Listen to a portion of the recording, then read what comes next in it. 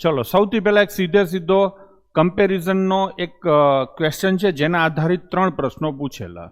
એકદમ સરળ પ્રકારનો પ્રશ્ન છે. ખરેખર તો 3 માર્ક્સનો લાડુ એટલે પઝલ કહેવાય. પણ આમાં તમે જોશો કે આપણે કોન્સ્ટેબલમાં જે પઝલમાં 5 પ્રશ્નો હતા ને જે ગામ ધંધે લાગ્યું હતું એ પ્રકારે આમાં તમે ક્યાંય ધંધે નહીં લાગો. ચલો સીધું સોલ્વ કરી દઈએ છીએ.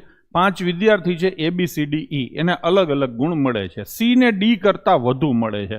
જેના પાછળ કરતા લખ્યું હોય ને એને લખવાનો. D કરતાં વધુ એટલે આ C એનાથી વધુ. એક વાક્ય થઈ ગયું.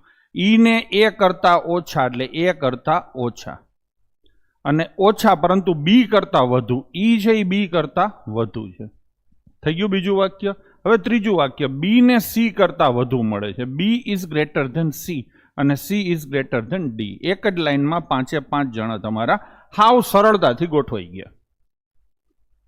ટૂંકમાં કોન્સ્ટેબલને લાયક એ આ પ્રશ્ન નથી. હવે આના ઉપર પાછા એને 3 પૂછ્યા છે. સૌથી વધુ ગુણ કોને મળે છે? તો કે એને. ક્લિયર છે? બીજો પ્રશ્ન. ચડતા કે ઉતરતા ક્રમમાં ગોઠવવાથી બધાની મધ્યમાં કોણ છે? તો બધાની મધ્યમાં કોણ છે? B. તો જવાબ આવશે B. આવડો આ. બરાબર છે. ચલો ત્રીજો ક્વેશ્ચન લઈશું. કયું વિધાન ખોટું છે? C B કરતાં વધુ છે, C B કરતાં ઓછો છે. એટલે આ જ વિધાન ખોટું છે. બરાબર ને? તો જવાબ સીધો શું લખશું આપણે? Option A. આમાં કંઈ વિચારવાનું જ નથી.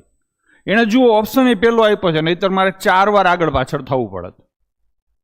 પણ એણે આપણને બધી અનુકૂળતાઓ ઊભી કરીને દઈ દીધી છે. નીચેના 3 ઓપ્શન તમારે જોવાની જરૂર જ નથી.